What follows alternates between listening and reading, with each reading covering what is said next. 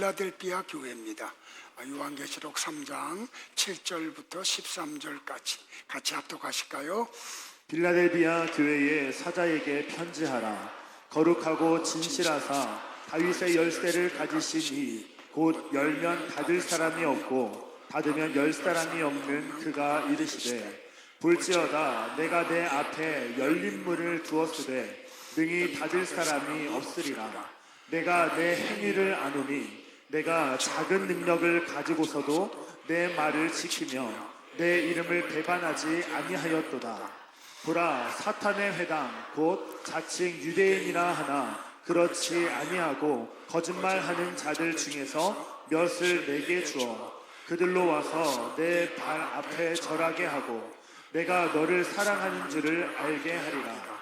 내가 나의 인내의 말씀을 지켰은즉 내가 또한 너를 지켜 시험의 때를 면하게 하리니, 이는 장차 온 세상에 임하여 땅에 거하는 자들을 시험할 때라. 내가 속히 오리니 내가 가진 것을 굳게 잡아 아무도 내 면류관을 빼앗지 못하게 하라. 이기는 자는 내 하나님 성전에 기둥이 되게 하리니 그가 결코 다시 나가지 아니하리라. 내가 하나님의 이름과 하나님의 성 곧 하늘에서 내 하나님께로부터 내려오는 새 예루살렘의 이름과 나의 새 이름을 그의 위에 기록하리라. 귀 있는 자는 성령이 교회들에게 하시는 말씀을 들을지어다. 아멘. 자리에 앉으시겠습니다. 찬양 읽겠습니다.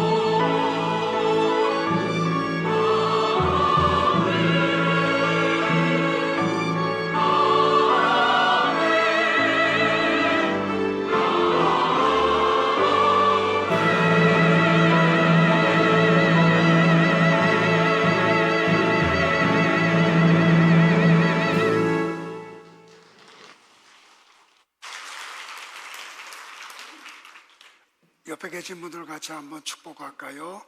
하나님의 은혜가 있기를 바랍니다.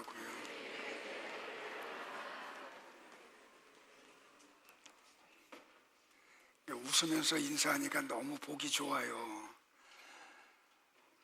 프랑스의 세계적인 곤충학자인 파브르가 논문 하나를 씁니다.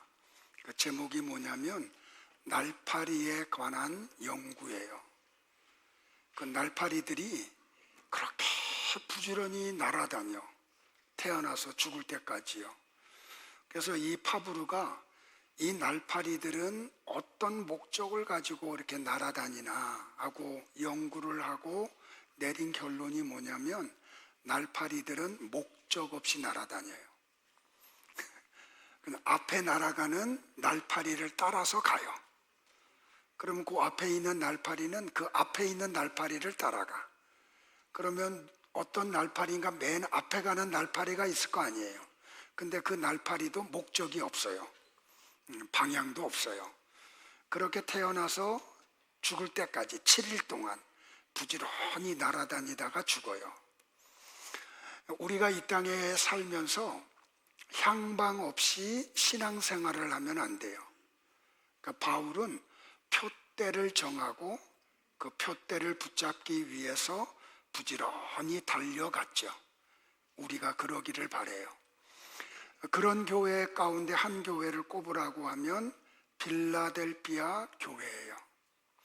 근데 이 빌라델피아 교회는 어떤 교회냐면 참 어려운 가정, 경제적으로 좀 힘든 교회, 그런 교회예요. 왜 그러냐면 빌라델피아라고 하는 도시가 지정학적으로 볼 때 지진이 많아요. 그래서 수시로 지진이 일어나요. 특별히 AD 17년에는 얼마나 큰 지진이 일어났는지 도시 자체가 그냥 폐허가 돼버리고 말아요. 그때 이제 로마의 황제의 지원을 받아서 도시를 재건해요. 그러니까 이 빌라델피아 사람들이 얼마나 로마 황제가 고마웠든지 도시 이름을 이렇게 지어요. No City, New City of Caesars. 그렇게 한 30여 년을 사용하다가 나중에 다시 도시 이름을 빌라델피아로 바꿔요. 그러니까 지진이 많다 보니까는 여기는 상업이 발달하지 못하고 공업이 발달하지 못해요. 자연히 농업도 발달하지 못해요. 그래서 이 빌라델피아 도시는 경제적으로 굉장히 어려운 도시. 그러다 보니까 자연적으로 빌라델피아 교회도 재정적으로 굉장히 어려움을 당하는 교회예요. 규모도 작고 교회도 그렇게 아름답지 못하고 세상적으로 볼 때 사람들도 많지 못해요. 그런데 아시아에 있는 7교회 가운데 예수님으로부터 칭찬 들은 2교회가 있어요. 한 교회는 어디예요? 서문학 교회. 또 다른 교회가 바로 오늘 우리가 공부할 빌라델피아 교회예요. 이게 세상적으로는 굉장히 보잘것없고 어려움을 당하는 교회인데 예수님은 이 교회를 칭찬을 해요. 그러면 이 빌라델피아 교회를 방문하는 예수님은 당신을 이 교회 위에 어떻게 소개를 했는고 하니 당신을 이렇게 소개해요. 나는 거룩하고 진실한 하나님이라고요. 여러분들 거룩하고 진실한 이라고 하는 헬라어 어구가 어떻게 되냐면 호 하기오스, 호 알레디노스예요. 근데 여기서 이제 하기오스라고 하는 단어의 뜻이 뭐냐면 거룩하다, 깨끗하다라는 뜻이에요. 그런데 이 하기오스의 또 다른 뜻이 있는데 이게 진짜예요. 구별이라는 뜻이에요. 그리고 알레디노스라는 단어의 뜻은 뭐냐면 진짜, 참이라는 뜻이에요. 그러니까 예수님이 당신을 나는 거룩하고 진실한 분야라고 말하는 것은 진짜 내가 거룩한 존재야 라는 걸 얘기해요. 그런데 여기서 중요한 건 뭐냐면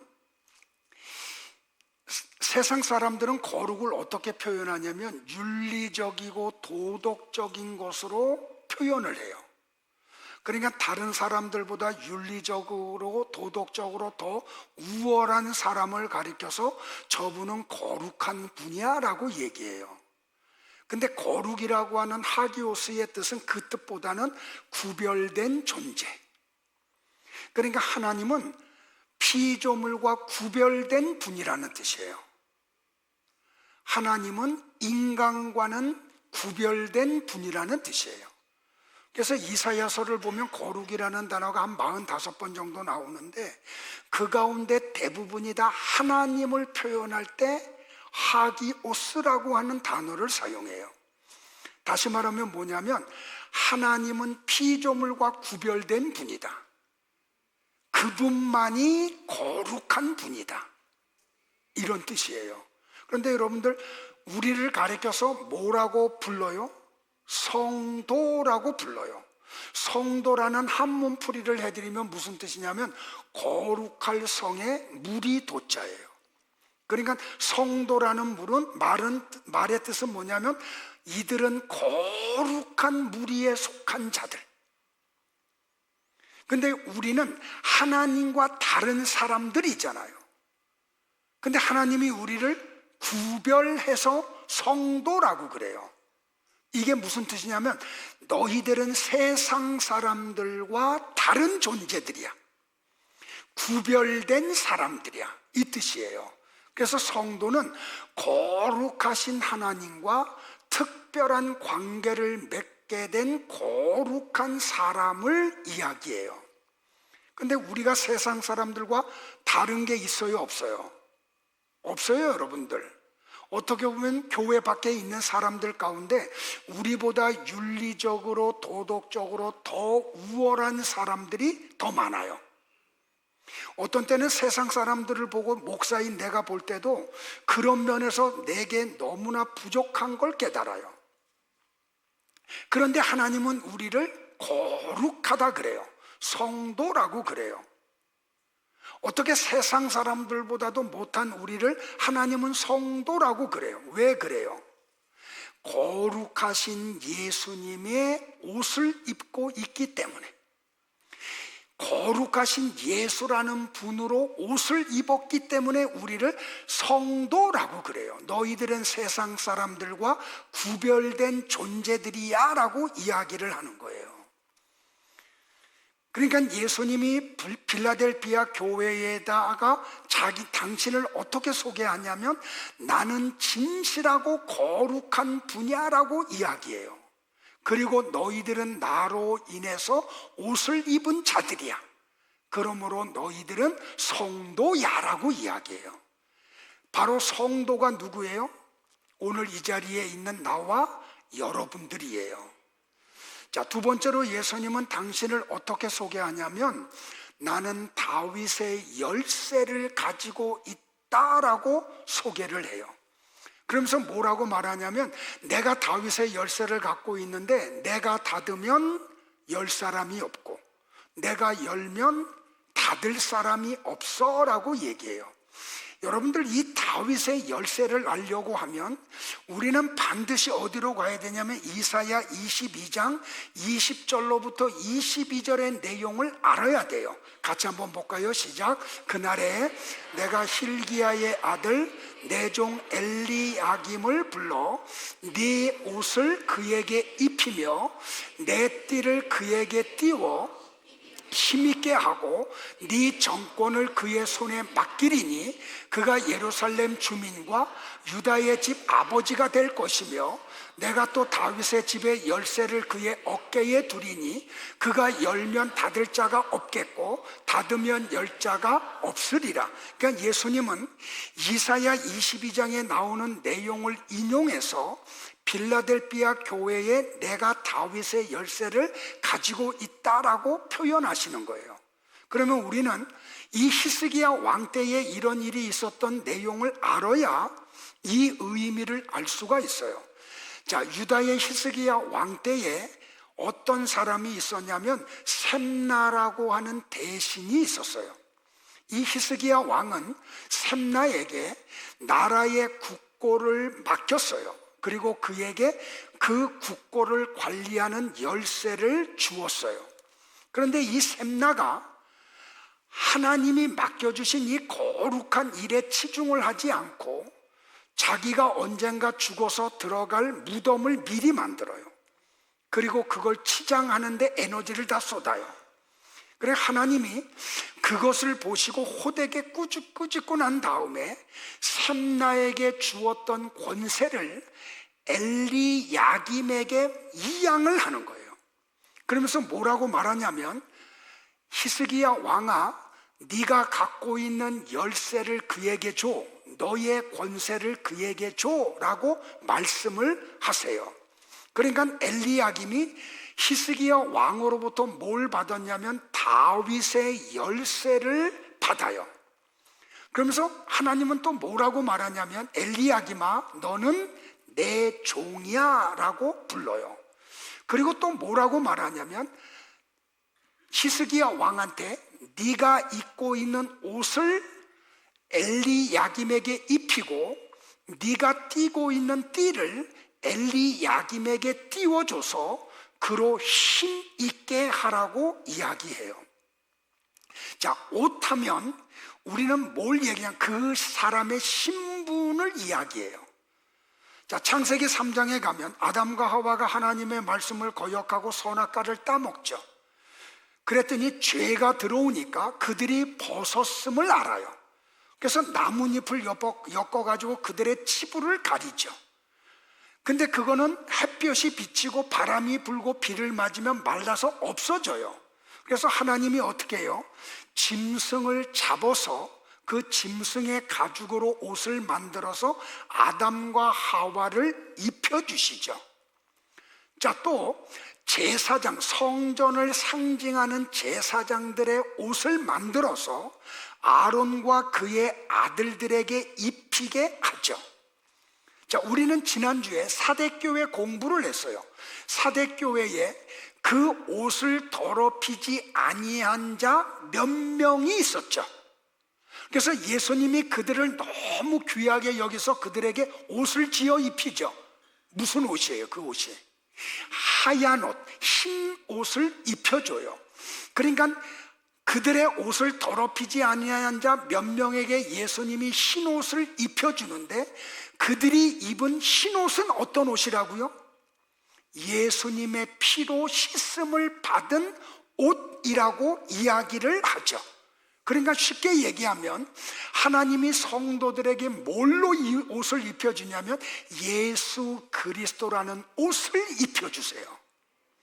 그래서 우리가 어떤 자가 되는 거예요? 거룩한 자가 되는 거예요. 자, 그래서 사탄이 우리를 이기지 못하죠. 여러분들, 우리가 사단과 예수님이 없으면 사단과 싸워서 이길 수가 없어요. 왜냐하면 우리는 육을 갖고 있기 때문에 시간과 공간의 제한 속에서 살아요. 그런데 사단은 시간과 공간의 제한을 받는 육이 없어요. 그리고 또한 그들은 우리보다 하나님의 말씀을 더 많이 알아. 그걸 어떻게 알 수 있냐면, 거라사 지방에 귀신 들린 청년이 있었어요.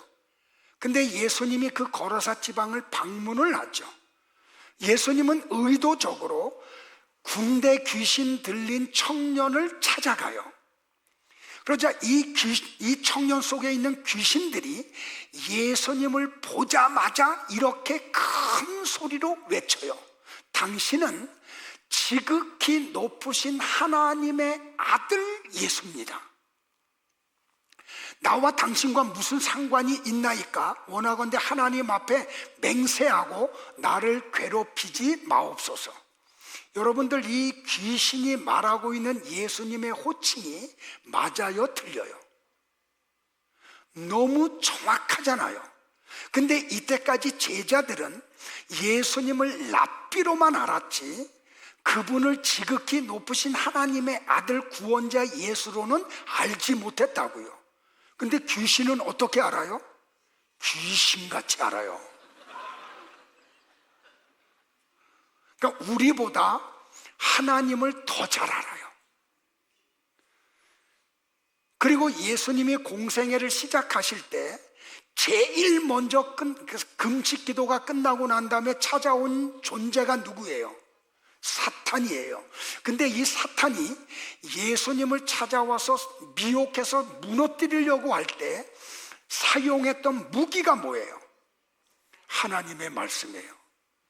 그러니까 사단은 우리보다도 하나님의 말씀을 더 많이 알고 있어요. 그럼에도 불구하고 사탄은 우리를 건드리지 못해요. 우리가 사단과 싸우면 우리가 백전백승해요. 왜 그래요? 우리는 예수 그리스도로 옷을 입고 있기 때문에 말이에요. 그러니까 여기 엘리야김은 지금 예수 그리스도의 모형으로 지금 하나님이 히스기야 왕에게 붙여준 거예요.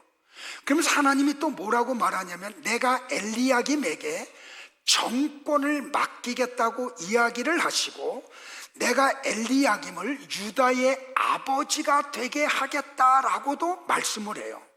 자, 여러분들 아버지 하면 떠올라오는 이미지가 뭐예요?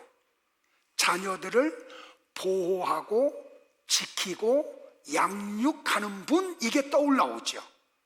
근데 하나님은 엘리야김으로 하여금 유다의 아버지로 만드시겠다고 이야기를 해요. 그건 무슨 말이냐면 유다 백성들을 엘리야김으로 하여금 지키고 보호하도록 일을 맡기겠다는 거예요. 그러면서 이 엘리야김에게 뭘 주셨다고요? 다윗의 열쇠를 주셨다고요. 자, 아까도 얘기했듯이 이 엘리야김은 예수 그리스도의 모형이에요. 그러니까 엘리야김이 다윗 왕국의 열쇠를 가지고 있었던 것처럼 예수님이 뭘 가지고 있다는 걸 얘기해요? 천국의 열쇠를 가지고 계신 분이 예수님이라는 걸 이야기해요. 그런데 이 예수님이 가지고 있는 다윗의 열쇠를 가지고 닫으면 열 사람이 없어. 열면 닫을 사람이 없어요. 그런데 예수님이 빌라델피아 교회를 향해서 뭐라고 이야기해요? 얘들아, 내가 다윗의 열쇠를 가지고 있어. 근데 나는 너희 교회를 향해서는 항상 천국의 문을 열어놓을 거야. 이 은혜가 우리 교회에도 있기를 축복을 해요. 그러니까 예수님이 천국의 열쇠를 가지고 계신데 그분이 천국의 열쇠로 문을 열면 그 사람은 천국을 향해서 들어가요. 근데 닫아놓으면 누구도 그 세계로 들어갈 수가 없어요. 자, 천국의 열쇠로 문을 연다 닫는다는 뜻이 뭐예요? 믿음을 주셔서 예수님을 믿게 한다는 뜻이에요. 그러니까 빌라델피아 교회는 예수 그리스도를 구원자로 믿은 자들이 모여 있는 거죠. 그래서 예수님이 그 교회를 향해서는 천국의 문을 항상 열어놓은 것이라는 말이에요. 자, 예수님은 이사야 60장 10절과 11절을 이용해서 이 말씀을 하시는 거예요. 같이 볼까요? 시작. 여호와께서 예루살렘을 향하여 말씀하신다. 외국 사람들이 네 성벽을 재건할 것이며 그들의 왕들이 너를 삼킬 것이다.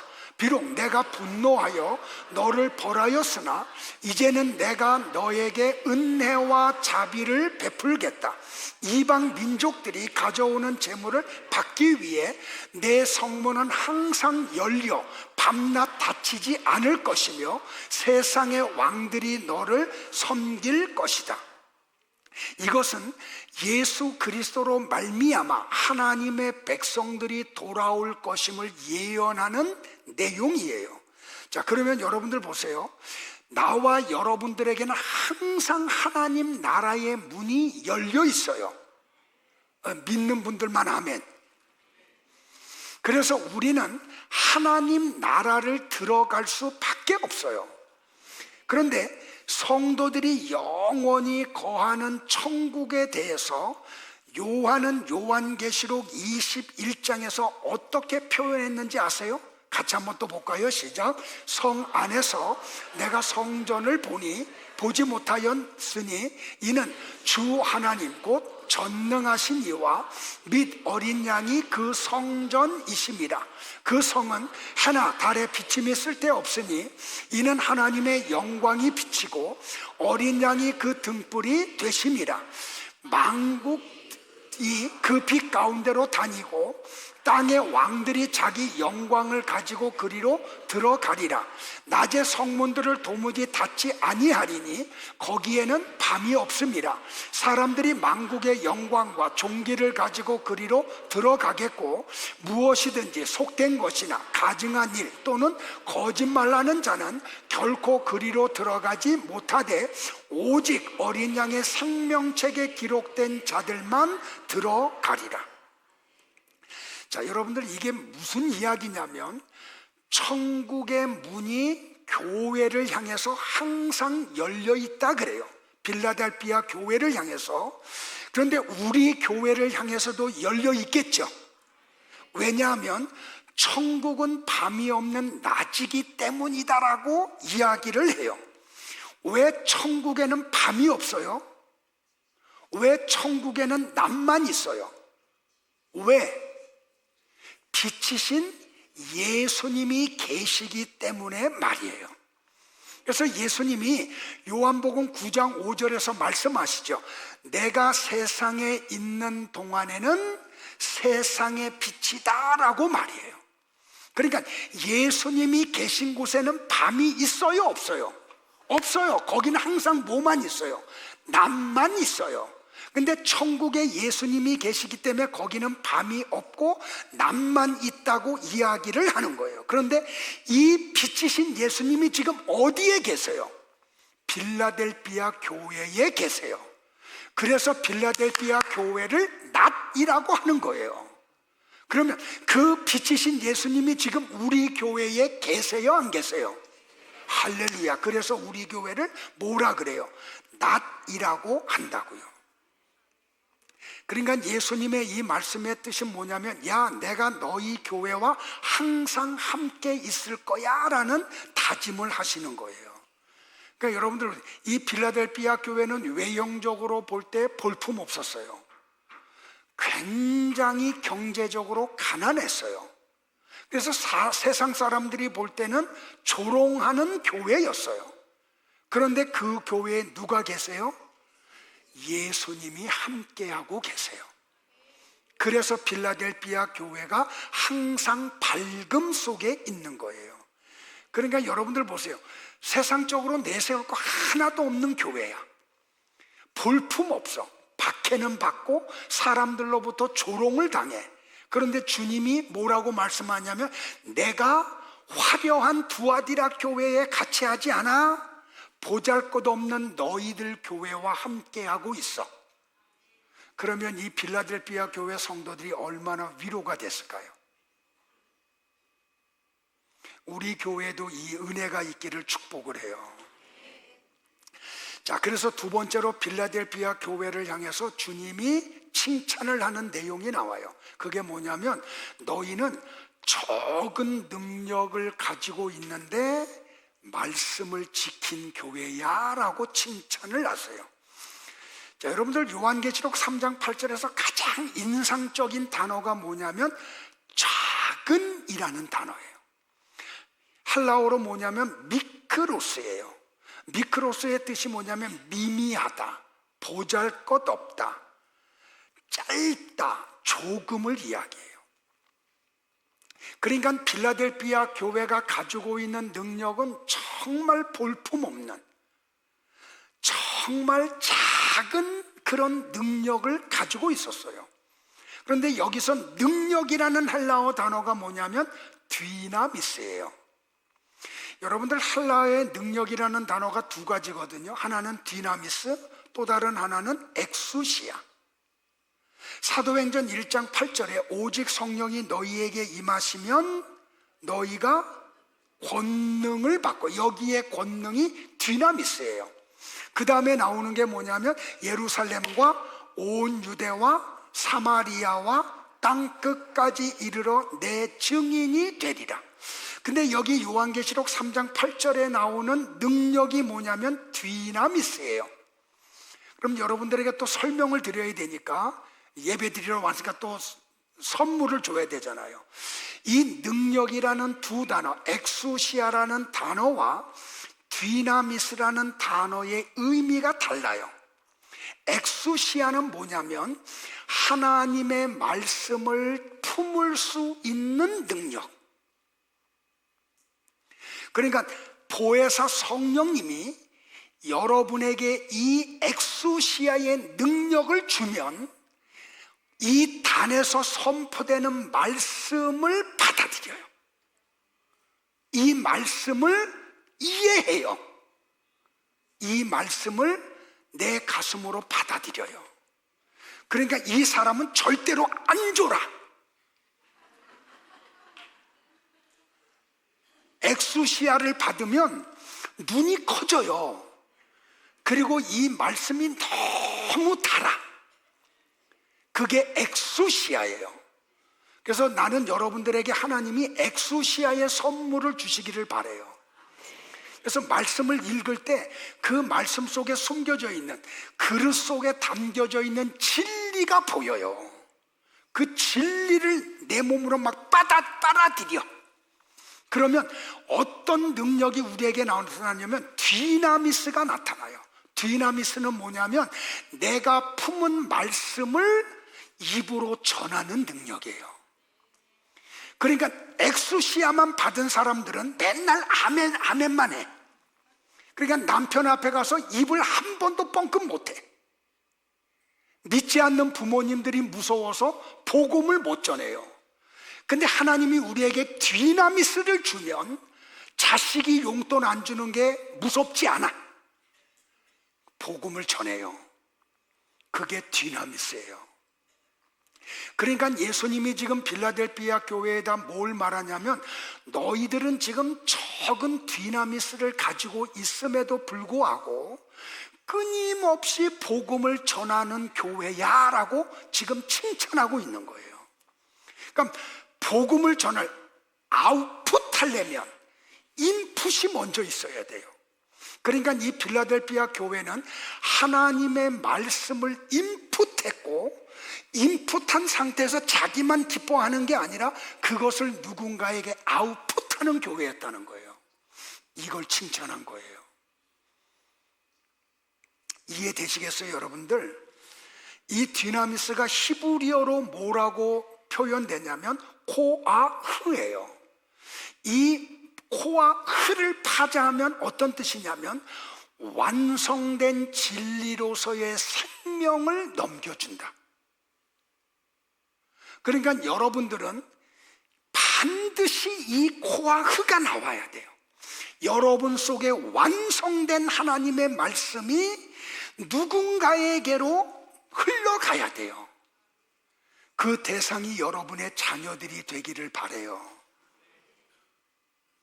여러분 이웃에게 그 내용이 흘러가기를 바라요. 그러니까 출애굽기 9장 16절에 보면 하나님이 모세에게 이렇게 말씀을 해요. 내가 너를 세웠으면 나의 능력 코와 흐를 네게 보이고 네 이름을 온 천하에 전파되게 하려 하였음이라. 그러니까 하나님이 모세를 부르시고 그에게 능력을 주신 게 뭐냐면 내가 너에게 주는 말씀을 이스라엘 백성들에게 그대로 흘려버려 그들에게 넘겨줘. 그 능력을 주신 거예요. 그래서 모세가 이스라엘 백성들이 원망하고 불평하고 어떤 때는 대들어도 계속해서 40년 동안 그들에게 하나님의 말씀을 선포한 거예요. 왜? 하나님으로부터 이 코아의 디나미스의 능력을 받았기 때문에요. 여러분에게도 그 은혜가 있기를 주의 이름으로 축복을 해요. 잘 들으세요, 여러분들. 보혜사 성령이 나에게 임하시면 하나님의 말씀을 수용해요. 엑소시아를 주셨기 때문에. 그러면 어떤 현상이 벌어지냐면 내 말이 사라져요. 하나님의 말씀만 나와요. 그러니까 교회를 아무리 많이 다녀도 말씀을 많이 알아도 로고스로만 갖고 있으면 이 말씀이 절대로 여러분에게서 흘러가질 않아. 왜? 진리가 없기 때문에. 그래서 그 사람에게서 뭐가 나오냐면 내 말이 나와요. 내 생각에는, 내가 생각하기에는 그런 말들이 계속 나와요. 근데 이 엑소시아의 선물을 받아서 말씀이 품어지면 내 의견이 사라져요. 내 말이 사라져요.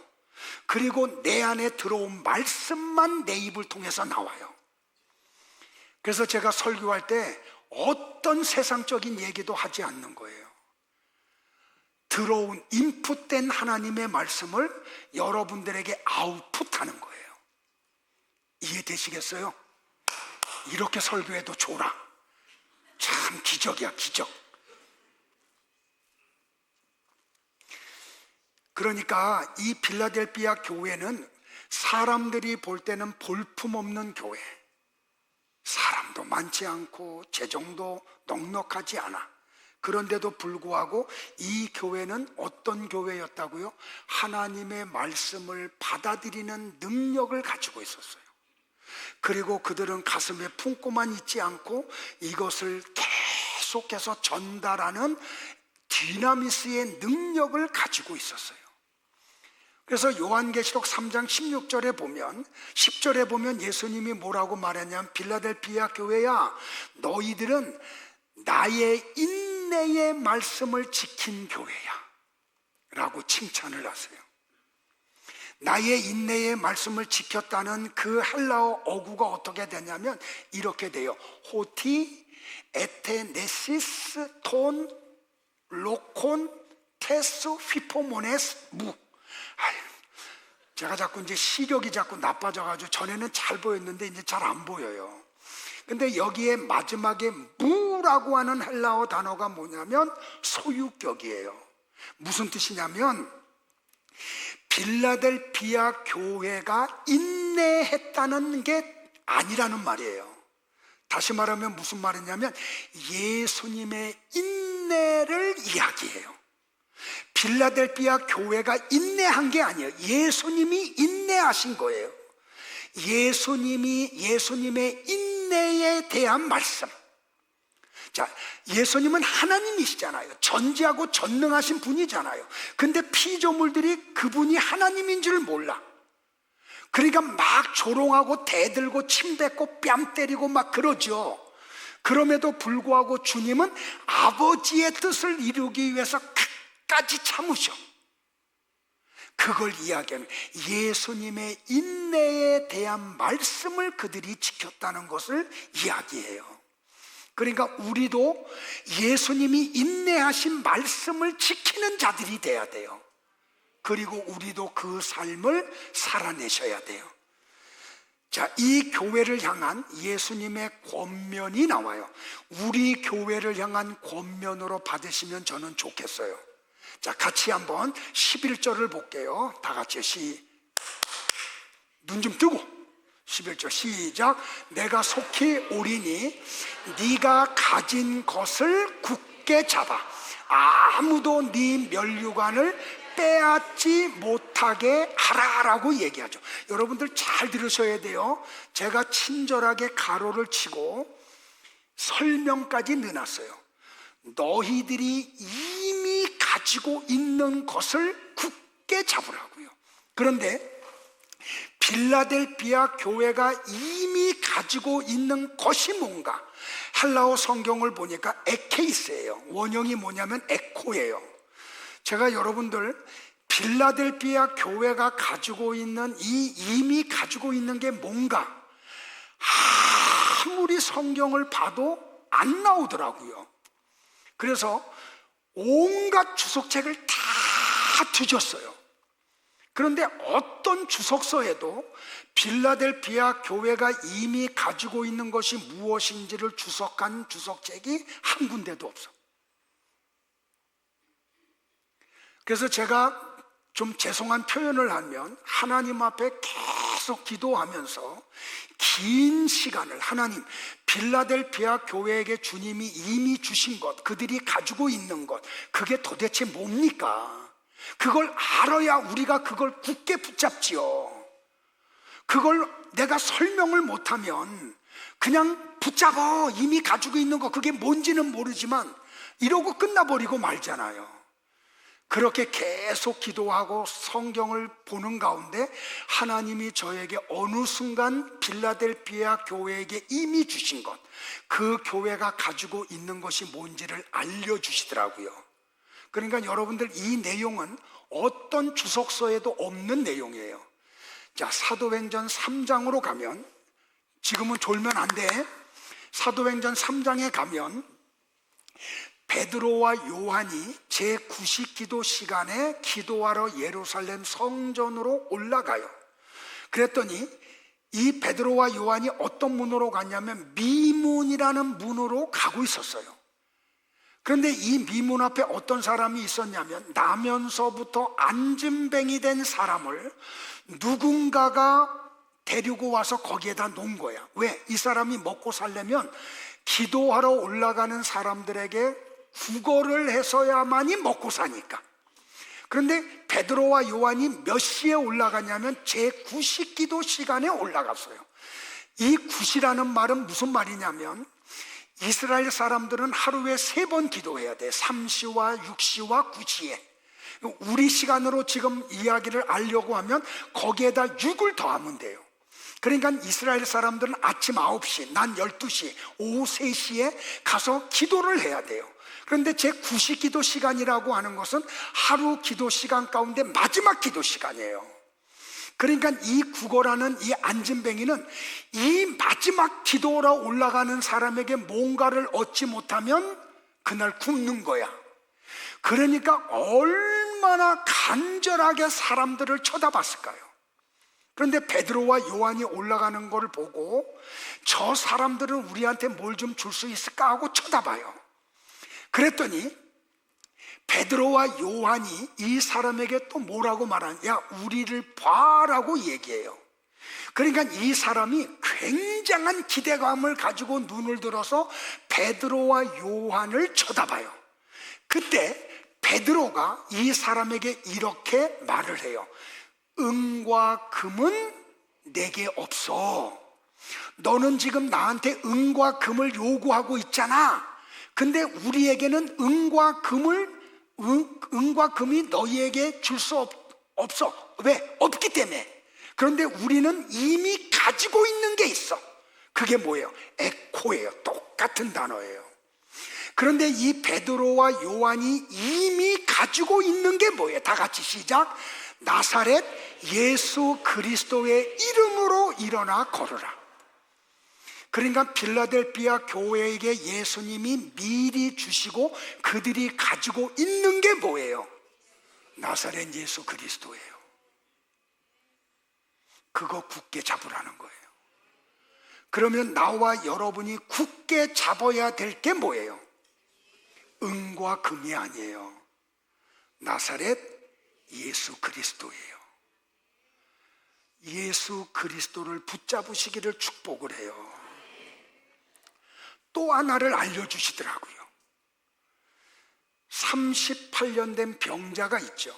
예수님이 이번에는 양문으로 예루살렘 성전으로 들어가요. 저하고 같이 이스라엘 갔다 오신 분들은 지금 막 그림이 그려질 거야. 근데 그 양문을 통해서, 양문이 이렇게 언덕으로 되어 있거든요. 그 들어가고 나면 바로 옆에 뭐가 있냐면 베데스다라고 하는 샘물이 있어요. 근데 이 샘물을 통한 전설이 하나 내려와. 그게 뭐냐면 이 샘이 말랐는데 어느 순간 천사가 내려오면 샘이 터져. 그때 누구든지 첫 번째 들어가는 사람만 무슨 병에 걸려도 나아요. 이거는 사실이 아니에요. 전설의 고향에 나오는 한 토막이야. 그런데 여러분들, 병에 걸린 사람은 지푸라기라도 붙잡고 싶죠.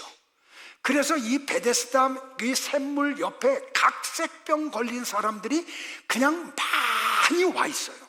그 현장에 예수님이 가신 거예요. 그런데 예수님이 가셔서 뭘 하냐면 어떤 사람도 치료해 주지 않고 38년 된 병자를 찾아가요. 그리고 그 사람을 고쳐줘요. 그랬더니 이 사건으로 인해서 예수님이 유대인들로부터 박해를 받아. 왜? 예수님이 안식일에 병자를 고쳤다는 것 때문에 말이에요. 그래서 예수님이 자기를 박해하는 유대인들에게 이렇게 말씀을 해요. 내 아버지께서 이제까지 일하시니 나도 일한다라고 말이에요. 그러자 유대인들이 예수님이 하나님을 아버지라고 표현하며 자기와 동등된 분으로 말을 하자 신성모독을 했다고 해서 그때부터 예수님을 죽이려고 달려들어요. 그 후에 한 장을 넘어가서, 이건 4장 사건이고 5장으로 넘어가면 예수님이 5장 24절에서 자기를 박해하고 죽이려고 하는 유대인들을 향해서 이렇게 말씀을 해요. 다 같이 볼까요? 시작. 내가 진실로 진실로 너희에게 이르노니 내 말을 듣고 또 나 보내신 이를 믿는 자는 뭘 가졌고? 영생을 얻었고 심판에 이르지 아니하나니 사망에서 생명으로 옮겼느니라. 여기 굉장히 중요한 말, 내 말을 듣고 나 보내신 이를 믿는 자는 뭘 받았다고요? 그러니까 빌라델피아 교회가 예수님으로부터 선물 받아서 이미 갖고 있는 게 뭐예요? 영생이에요. 그걸 굳게 잡으라는 말이에요. 그러니까 나와 여러분들이 붙잡아야 될 거는 두 가지예요. 예수 그리스도를 굳게 잡으셔야 돼요. 어떤 일이 있어도 주님과 떨어지면 안 돼. 예? 많은 제자들이 예수님이 생명의 떡이라고 하자 우리는 그거 받아들일 수 없어, 인정할 수 없어 하고 떠나가잖아요. 제자들이 말이에요. 왜?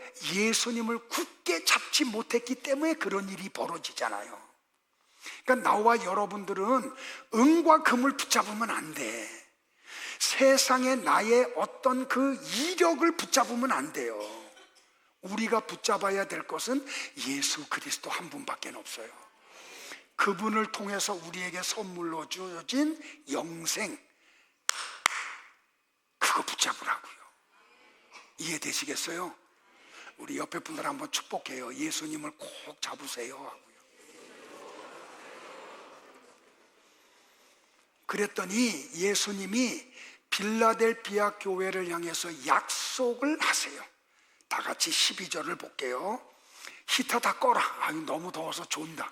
시작. 이기는 자는 내 하나님 성전의 기둥이 되게 하리니 그가 결코 다시 나가지 아니하리라. 내가 하나님의 이름과 하나님의 성 곧 하늘에서 내 하나님께로부터 내려오는 새 예루살렘의 이름과 나의 새 이름을 그의 위에 기록하리라. 빌라델피아 교회를 향해서 예수님이 하신 약속이 뭐예요? 너희들 끝까지 이겨라. 이기면 내가 하나님 성전의 기둥이 되게 할게, 너희들로.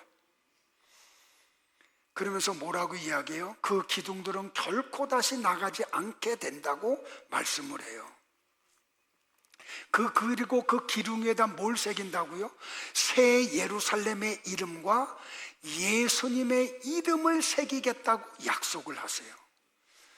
여러분, 성전에는 기둥이 2개 있죠. 야긴과 보아스. 여러분들, 이게 성전을 떠받치고 있어요. 근데 이 기둥이 없으면 성전은 어떻게 돼요? 허물어져 버리고 말아요. 그러니까 예수님이 빌라델피아 교회를 향해서 너희 교회로 하여금 하나님 성전의 기둥이 되게 할게. 이 말은 무슨 뜻이냐면 너희들 없는 하나님의 나라는 존재하지 않아, 이 뜻이에요. 어마어마한 축복이죠. 너희들이 없는, 빌라델피아 교회가 없는 하나님 성전은 존재하지 않게 만들 거야. 그러니까 무슨 말이에요? 너희들은 반드시 하나님 나라 백성 삼겠다는 거죠. 하나님 나라 집어넣겠다는 뜻이라는 말이에요. 자, 그러면 하나님의 나라는 어떤 곳이에요? 요한계시록 21장 11절로부터 14절을 다 같이 봐요. 시작. 하나님의 영광이 있어 그 성의 빛이 지극히 귀한 보석 같고 벽옥과 수정같이 맑더라. 크고 높은 성곽이 있고 12문이 있는데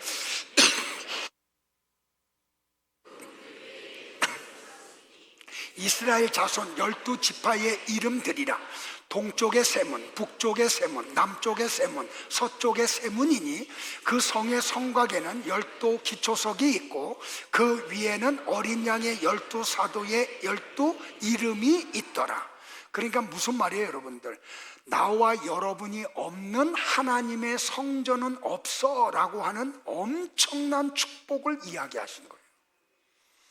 말씀 정리할게요, 여러분들. 새 예루살렘, 하나님의 나라의 성곽과 성문 위에 교회를 상징하는 12지파의 이름과 12사도의 이름을 기록하겠다고 예수님이 말씀하세요.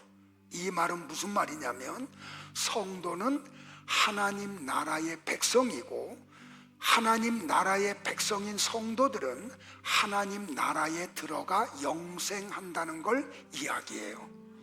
근데 우리가 설교 서론에 우리를 뭐라 그랬어요? 성도라고 그랬죠. 그러니까 나와 여러분들이 그렇게 존귀하신 분들이에요. 우리의 이름이 하나님의 생명책에 기록되어 있어요. 그러니까 이 필라델피아 교회는 자기들의 이름이 생명책에 기록되어 있는 걸 알고 있었어요. 그들은 예수님이 거룩하고 진실하신 분이심을 알고 있었어요. 그들은 예수님이 다윗의 열쇠를 가지고 계신 분임을 알았어요. 그런데 그 예수님이 우리 교회를 향해서는 항상 그 열쇠로 문을 열어놓으셨다는 것도 믿었어요. 그래서 그들은 적은 능력을 가지고 있었지만 그 말씀을 지켰어요. 엑수시아를 받아서 하나님의 말씀을 수용하고 디나미스를 받아서 그 말씀을 전하는 교회였어요. 그리고 이 교회는 예수님의 이름을 배반하지 않았어요. 그들은 예수 그리스도를 굳게 붙잡고 있었고 그 예수 그리스도가 선물하신 영생을 굳게 붙잡고 있었어요. 구약에 보면 다윗 왕도 필라델피아 교회의 성도들이 갖고 있는 지식과 믿음과 소망을 가지고 있었어요. 그래서 그는 어떤 환경이 벌어져도 낙심하거나 절망하지 않았어요. 그가 블레셋과의 전쟁에 아버지의 심부름으로 갔다가 골리앗을 죽여서 나라를 위기에서 건진 구국공신이 돼요. 그런데 개성가를 부르면서 예루살렘 성으로 입성을 할 때 예루살렘 성에 있던 아낙네들이 노래를 불러요. 사울이 죽인 자는 천천이고 다윗이 죽인 자는 만만이라고요. 그때 사단이 이 사울왕 속에 시기와 질투를 집어넣어 버려요. 그때부터 사울왕은 나라의 모든 국력을 동원해서 다윗 죽이는 일에 집중을 해요. 10년이 넘는 세월 동안. 그러니까 다윗은 사울왕을 피해서 그 유대 광야를 10년이 넘도록 다녀요. 심지어는 어떤 때는 블레셋에게 가가지고 어떤 일도 겪어요, 여러분들. 막 그 아기스 왕에다가 그 신하들이 막 고발을 하니까 자기 생명을 부전하려고 미친 사람 되려고 머리를 풀어헤치고 침을 질질 흘리면서 문지방에다 자기 몸을 막 비비는 일까지 했어요. 그러면서도 낙심하거나 절망하지 않았어요. 왜? 예수 그리스도 영생을 굳게 붙잡고 있었기 때문에. 그는 주님이 주신 엑수시아와 디나미스의 능력을 가지고 있었기 때문에 하나님이 자기를 하나님 성전의 기둥으로 세우셨음을 믿었기 때문에요. 노년에 압살롬에 의해서 반역을 겪어서 노구를 이끌고 광야를 유리할 때도 낙심하거나 절망하지 않았어요. 나와 여러분도 마찬가지예요. 어려움이 있잖아요. 힘든 환경이 여러분을 자꾸 어렵게 하잖아요. 그러나 예수 그리스도 붙잡으세요. 영생을 붙잡으세요. 그러면 낙심하지 않아요. 절망하지 않아요. 다윗이 그래서 이 믿음과 소망을 가지고 이런 고백을 하죠. 우리 다 같이 일어나실까요? 우리도 같이 고백해요. 시편 23편이에요. 믿음으로 같이 고백을 할까요? 시작. 여호와는 나의 목자시니 내게 부족함이 없으리로다. 그가 나를 푸른 풀밭에 누이시며 쉴만한 물가로 인도하시는도다. 내 영혼을 소생시키시고 자기 이름을 위하여 의의 길로 인도하시는도다. 내가 사망의 음침한 골짜기로 다닐지라도 해를 두려워하지 않을 것은 주께서 나와 함께 하시니라. 주의 지팡이와 막대기가 나를 안위하시나이다. 주께서 내 원수의 목전에서 내게 상을 차려주시고 기름을 내 머리에 부으셨으니 내 잔이 넘치나이다. 선하심과 인자하심이 반드시 나를 따르리니 내가 여호와의 집에 영원히 살리로다. 아멘.